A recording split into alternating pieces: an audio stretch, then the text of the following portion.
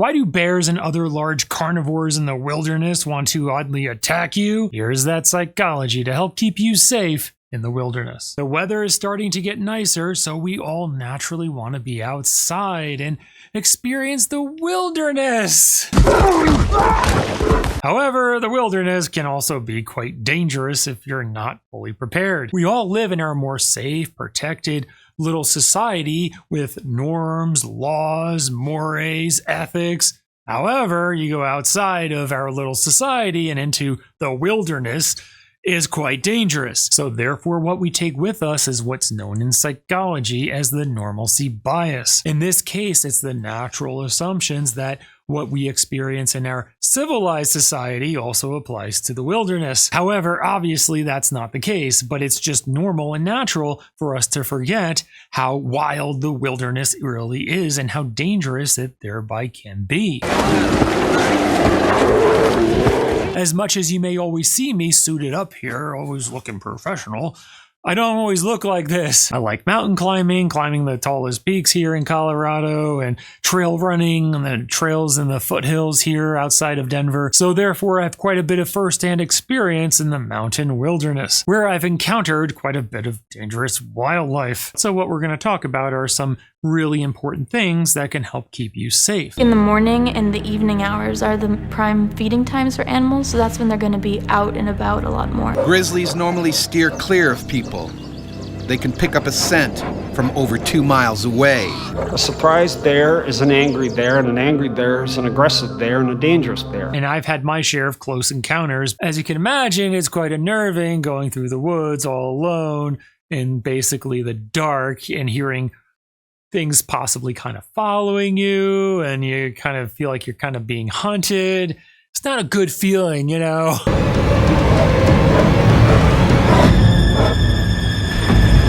In front of me is a mother grizzly bear, followed by 2 cubs right behind her. I thought, like, I'm going to die. Bear spray is something you should carry when you're out in the field. Yes, bear spray, which is basically just a large mace. I'll get you my bear spray. Oh, it's going to come with the extra safety of a zip tie here around here. Before you go out, make sure you cut that off. It's very important you do that. You'll have your little bear spray on you with the little safety still on. So just in case you don't hit the little button here, it's going to cause a big mess and cause a little bit of spiciness for everyone if you do hit that. You can thread your belt through here. It works wonderful. They also carry a can of bear spray. This is their only defense against a predator attack. We didn't have it on our belt, it was just in the backpack. You know, really thinking that you're not going to be able to have to use that. It's not going to happen to you. However, you want to make sure you keep it on you somewhere that's extremely accessible, not in your backpack, because a lot of times bears, mountain lion, they just feel like they just suddenly appear. Believe it or not, even though they're so big. Then I heard a stick break behind me, and I turned around, and that's when I seen the bear. And you may not have any time to go and grab this from inside your backpack. So it's very important that you have it very accessible to you. Then I see the can of bear spray that my dad had in the side pocket of his backpack. And if you're wondering how you use it, you just slide this safety up and back. Up and back. Don't press down because that's going to activate the bear spray. So it's like this. Okay. Out. I pick up the can, but I didn't know how to work the can. And you can't really stop and read instructions at that point. Now this can be sprayed by pressing this black lever down at anything that could be dangerous towards you. It pretty much works on all mammals and probably a whole bunch of other things too. By going, no! No! That bear will respond to your facial expressions, to your voice, and to the cloud coming out of the can, and then that if it runs into the spray, it'll divert its charge at that point. No short spraying on a charging, aggressive, agitated bear. Spray until it leaves. As much as I would like to say that this works all the time and all you need to do is take off the safety and then you just point, press, and shoot, and then you're saved. As much as I would like to say that's how it works, unfortunately, no, bear spray is not always 100% effective. Can you guess why bear spray is not always 100% effective? Yeah, I mean, there's a lot of reasons, and the biggest reason is because of the wind. You go and spray this at them, and guess what happens? The wind just takes it, where the animal may start to psychologically realize that you may be even a greater threat to them, that you are trying to spray them with something. When bears are injured during an attack, it seems that pain is a stimulus to attack harder, causing them to possibly want to harm you even more. Yeah, that's a scary thought, but do you know what's even more scary while using this? Spraying this at the aggressive animal, and then all of a sudden, there's a wind gust that happens to come right into your face, blowing all of this pepper spray right in your face, causing you to be unable to see and also be coughing and gagging, while the Grizz gets a free lunch on you. Yeah, that's a real possibility, so when you're using this, you gotta be very careful of where the wind is blowing. So therefore, always be aware of how windy it is and if this is suitable to use in that circumstance. Because you don't want to end up seasoning the grizzly bear's meal, which would be you. There's also many stories of very experienced people using this, and as they're running away from the bear is trying to attack them, they look behind them and they spray this at the bear, and the bear just simply just runs right through the mist that this puts out. Pulled that out of the thing, pulled the safety out, looked back up, and she's at like 30 feet. Just in that second, she'd covered all that distance, and she's Still right full there. sprint. Full on. So I sprayed like that, and she just came right through the bear spray. Just her momentum, they're 30, 40 miles an hour downhill. Her momentum just carried her right through that bear spray. And I just turned and hands behind my back and went face down on the ground. And immediately she was on top of me. You spray, it's all over in the air. They smell it. And they're like, this is horrible. I'm out of here. This situation was different with her speed. Get your bear spray out and spontaneously spray the area you're in. However, if your life or your loved ones' lives are in immediate danger, then you may have to use some more persuasive type of deterrent. Personally, what I do if I'm hiking in the wilderness and I see any type of aggressive behavior from any wildlife, what I do is I just kind of give them a little squirt. No closer. You get! For example, if a bear's walking by, I have my finger on the trigger here of the bear spray. And then if I see any type of aggression from them that could signal that maybe they're trying to attack me or trying to either just bluff or trying to show dominance towards me in any type of way, what I personally do, everyone has to make their own decisions, but this is what I do. And it's not what you should do. You should make your own decision based on your own research and what you think is right. But I give them a little squirt, little spray, if they act any type of aggression towards me. In psychology, that's an example of operant conditioning. By pairing a negative consequence, with their aggressive behavior, so that they know that, okay, aggressive behavior towards humans leads to something that is undesirable. Quit it! Such as their eyes, face, and mouth burning with mace. This is actually very common with what park rangers sometimes are known to do when they release a bear back into the wild. Have you ever seen them do that? When the park ranger opens that door to the bear's cage and lets them loose back into the wild, do you know what they do? They actually shoot the bear with an automatic airsoft gun. Oh my gosh, I didn't have that on video at all. And they do that, of course, so that the bear feels fear towards humans. Like, oh my gosh, this is what humans do. I'm going to stay far away from humans.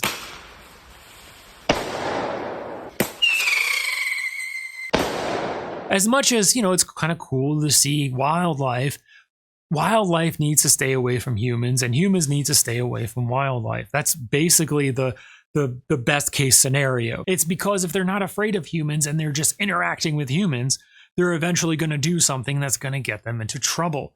They're going to start eating from humans. They're going to start expecting food from humans. And then maybe eventually they're going to start to see what maybe a human tastes like.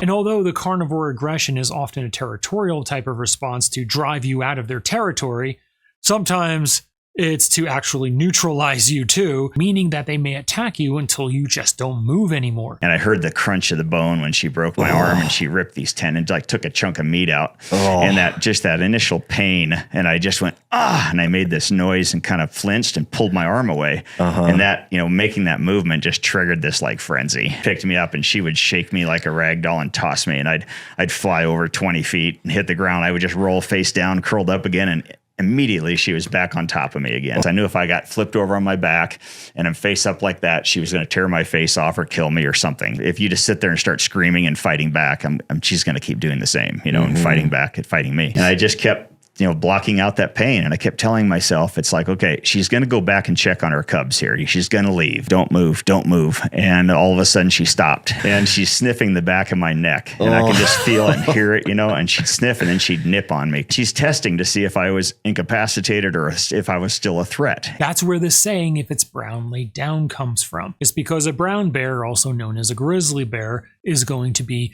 defensive over her cubs and is trying to neutralize you and thinks that you're a threat to her cubs. It was just fear of being found, which is inevitable. And I must have screamed. And my whole head was in its mouth. Okay, I'm dead.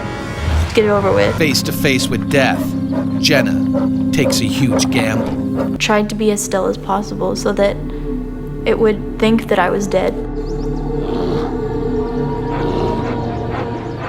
The playing dead routine works if you can quit moving and if you can remain as silent as possible. That tells the bear, okay, this person is no longer a threat. You can leave. Playing dead, covering your head and neck and not moving will get the grizzly bear just to move on and thinking that, okay, you're no threat anymore. Although they will probably rough you up quite a bit.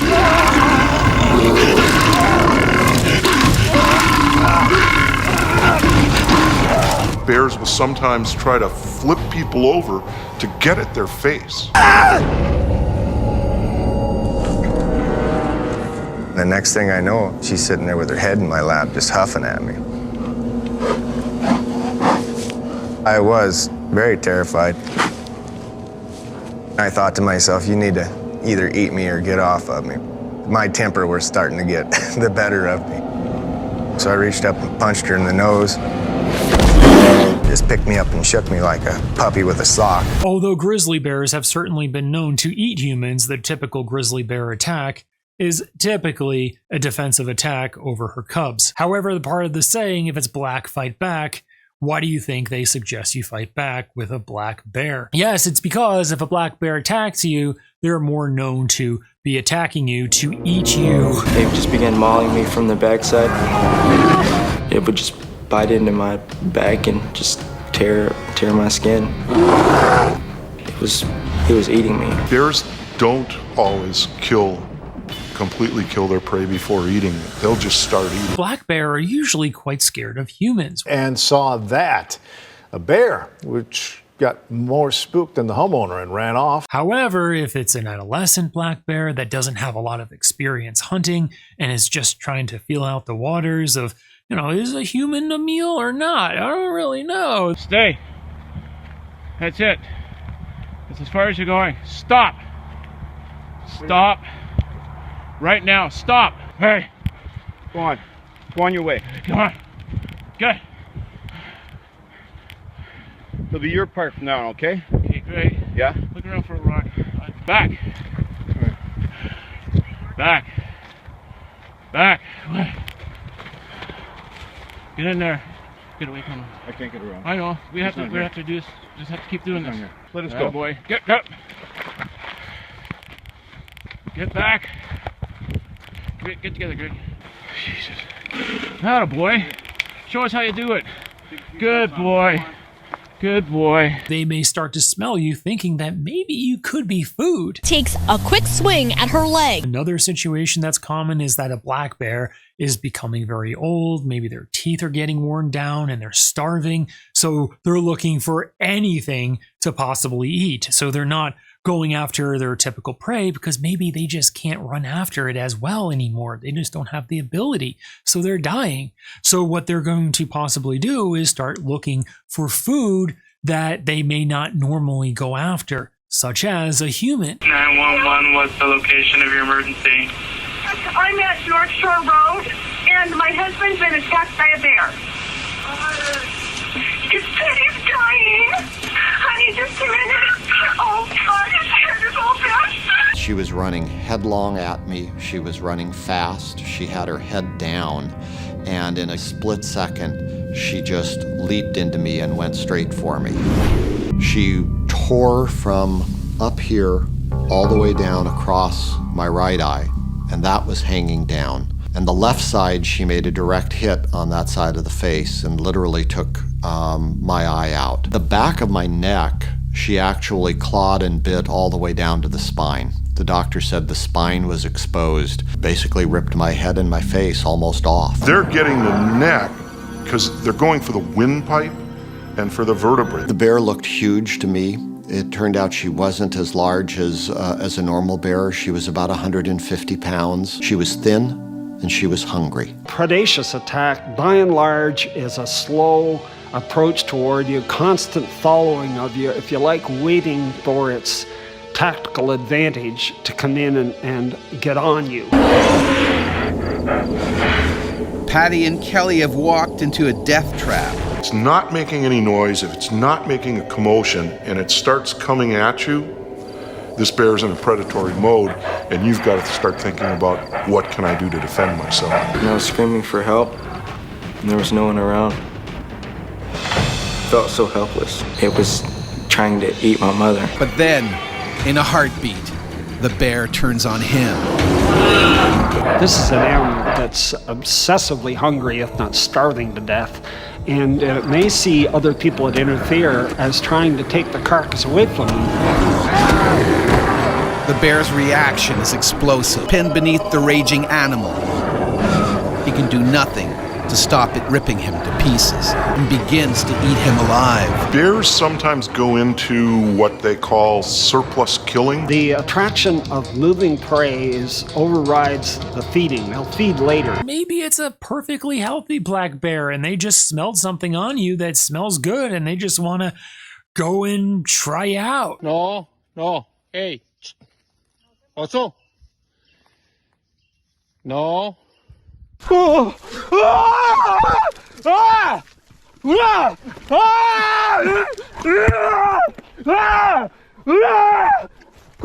This is the point of the normalcy bias, that animals don't have laws, they don't have morals, they don't have values, they don't have ethics, none of that, so you go into their world and you need to know that anything goes. Anything goes. And that brings up the sad reality of another really important thing you need to know, is that the carnivores of the wilderness, mountain lion, wolf, bear, they sadly love going after the young of their prey. Do you know why? Yeah, it's a heck of a lot easier and less dangerous for them. Whether it's a fawn or a calf, it's a heck of a lot easier and less dangerous for them to take down a calf as opposed to a whole moose. Killed a moose during your wedding. The grizzly bear killing you. The grizzly bear was hungry. That is why we didn't go to the North Shore, ladies and gentlemen. To not let our normalcy bias cloud our judgment of what's going on in the wild, those carnivores will likely also sadly be targeting your young ones too. Okay, hang on, baby.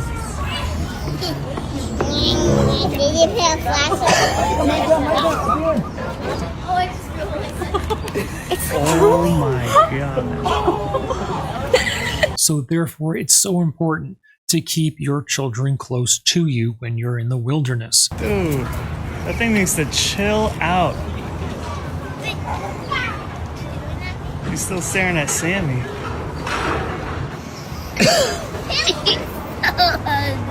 Oh, well, I see them. They're just right over there. They'll be okay. Now you see them, and then maybe you don't because they'll just take them. I heard something and just saw the side of something.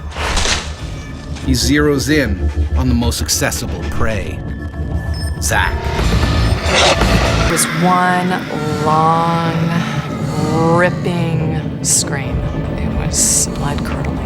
I'm not advocating for people to be helicopter parents to their children, but to be more aware of where they are, and if it's quite unknown of where they are and they don't really know the area or what could be around them and what's typically around them, then you may want to be closer to your children at all times. Something interesting is that inland grizzly bears are actually known to be more aggressive than coastal grizzly bears, like in Alaska. You know why? You definitely see that difference in bear behavior when you go to like Alaska versus Montana, and you see, you know, bears that are hunted quite frequently compared to bears that are hunted not at all. Right. And you know they're around, and there's certainly still some attacks up there, but you can watch the difference in behavior where, like, they're quite scared of humans up there compared to down here. Down here, they're not. Yeah.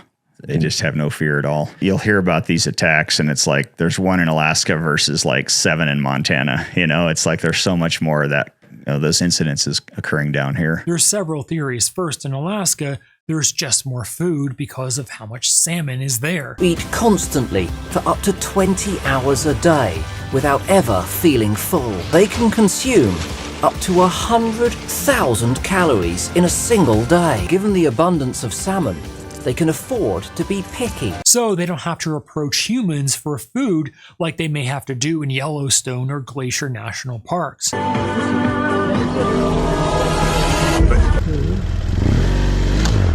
Browns are not nearly as dangerous as interior grizzlies.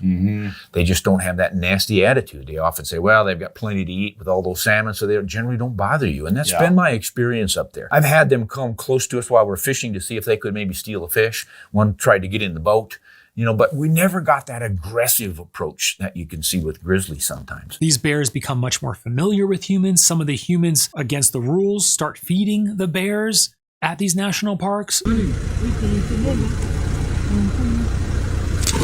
So these bears start to become more familiar and start to roam around where humans are, causing the grizzly bears to cohabitate with humans, which is a recipe for disaster, as we talked about earlier. He's following you, babe. Hey, bear!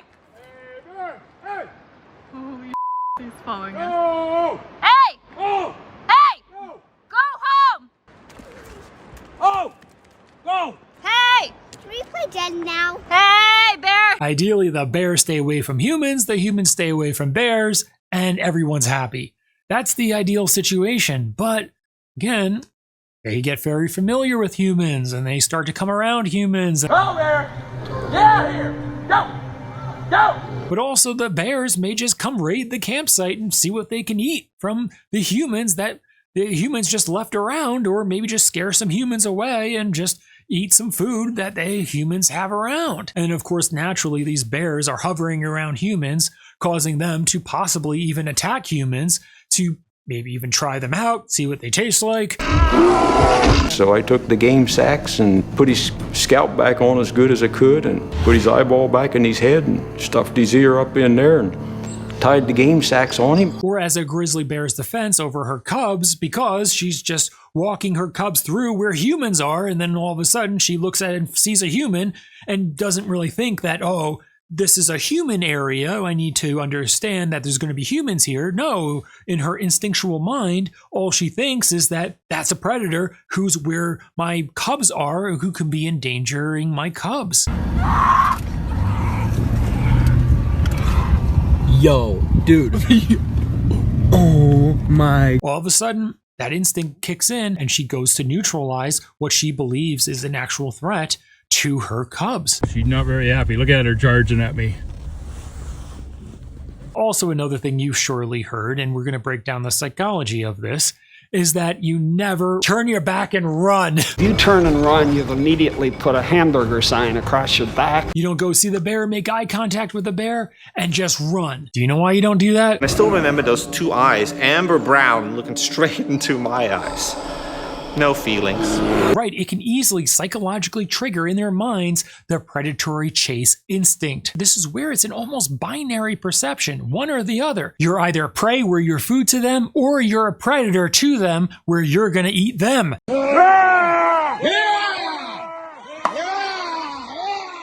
mountain lion's mind and the bear's mind, what runs away from them? Right, their food runs away from them, so it psychologically triggers their instinct to chase you. Even though they don't normally eat people, if you run away, you're all of a sudden prey. That's what prey does. They run away. Oh, well, I guess you're prey then. Go and chase them. Food. That's why it's so important to not just see them immediately and then quickly turn your back and run away, because they will likely chase you.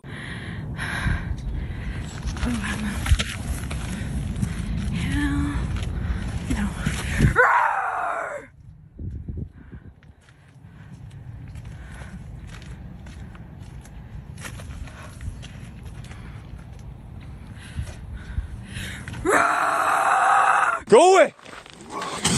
No! No! Gosh, where's my gun? This is when I die.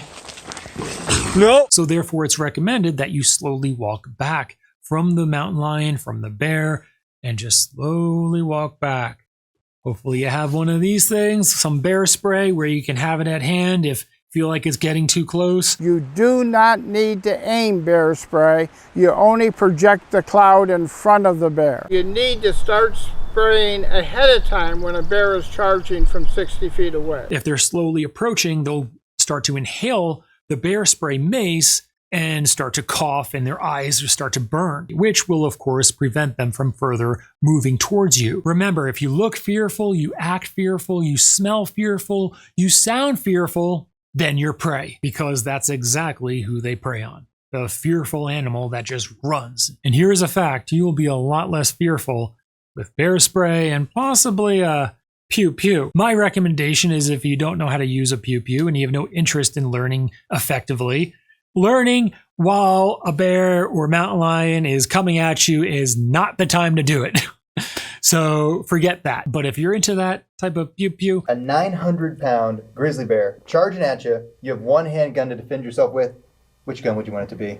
A 10 mil would be the best choice. Some people want to go to a 44 Magnum, a 454 Kazul, or a 500 Magnum. The downside with those bigger rounds, which you think is, oh, bigger is better with a big Predator, I want the biggest one possible. Theoretically, however, the reality is that you're going to flinch a lot more with those bigger rounds, and also there's going to be a lot of kickback, so you're not going to be able to get a lot of rounds off.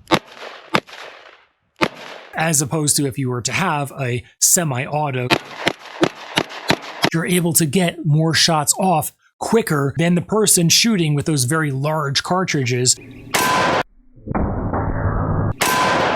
Only get 1 or 2 shots off. However, those semi-auto rounds, you're able to actually get off probably 3 to 4 shots for every 1 shot that maybe someone with a 500 Magnum can shoot. He turned and charged us. What type of calibers did you guys have? So we had 2 45 ACPs, a 44 mag, and a 10 mil. And the problem we were having is this bear fat was so thick on him, was that the bullets weren't getting into the cavity. It wasn't until the second time he charged us and he stood up and I hit him in the center of the chest with the 10 mil, and I put 4 of them right center mass, and those, because his fat wasn't thick there, went into his chest cavity, and that made him roll over and die. Yep, off his head, we had a couple in his head. They didn't even penetrate either into his skull. Placing a headshot, unless the bear is immobile, is just about impossible. The skull is very hard. With a handler, you'd have trouble breaking it. When we skunned the bear out, all of it was stuck in his fat. And how many bullets did you pull out of his fat? 17 bullets out of his fat that didn't get into the cavity. We had 36 rounds into that bear before he finally fell over. And a crossbow bolt. And a crossbow bolt. If you're really fast shot with a double action revolver, then I would say have at it. But I mean, the person with a semi-auto can get off a lot more shots than someone with a revolver can. In the time it took to reload his gun, the enraged bear charged and killed him. Wounded bear is extremely dangerous. It will stop at nothing to kill its attacker. Hey! He was less than 200 yards at that point, and he had been picking up speed and getting faster and faster and faster and looked less and less injured. And at that point, we knew we had to run. Started to cover ground so fast because they have such long strides. It didn't look like he was going fast, but with the ranges, I mean, every time I would range, every few seconds, He was 50 to 100 yards closer. Couldn't see him anymore, and he was less than 200 yards, and we knew that he had pinpointed us. Both of our instincts said run. And that bear comes right over the knob, right over our gear, pinpoints us, and just comes full bore. It will stop at nothing to kill its attacker. This bear closes about 150 yards of distance in about 10 seconds. I'm helpless. The rifle's jammed. What's a bow gonna do? We have one pistol with 5 shots, and he was just huffing, you know, coming down the hill. Then it was boom, boom, boom, shot 3 times, and I got that last shot on video. Of course, we've got that bad boy that just saved our lives. Another very important thing to know is that typically when a predator comes at you, what are you going to do, right? You're going to stand and you're going to pew pew. However, standing and pew pewing is going to give you an inferior shot on that predator. Do you know why? Yes, because a human stands higher than an animal on all fours. So when you're pew pewing down at the fastly approaching predator, what do you think happens? Yeah, you're more likely to miss. So therefore, to more easily get a hit on your fastly approaching predator is to drop to one knee and then aim. So therefore, instead of having to really think about both the Y and X axes in that situation, you're mostly just focused on the X axis of where the predator is going to be this way, horizontally. As much as many of us don't want to hurt these animals, we all have a right to defend ourselves. You know, now I practice, I always carry the bear spray and handgun, and I practice pulling both of them and locking my wrists together and just having either one available, whatever I think I'm going to need. If I need bear spray, if I think it's just kind of a bluff charge or warning, and if it's a full on thing, I've got the handgun as well. Now in the comments, if a grizzly bear was coming at you to attack you, what would you use first? Would you use the bear spray? Would you use a pew pew? Would you just run? Would you just lie on the ground, cover up, and play dead and pray? Well, let everyone know in the comments below. Subscribe for more. And if you want exclusive content and channel perks, hit that join button now below, because your support makes all of this possible. I'm going to be making a members only follow-up to this video, so if you want to see that video, become a member. I think it's going to be Special Agent Schaikers video only, so you can join and become a member, and you can see that video and interact with us in the comments section of that video. See you next time.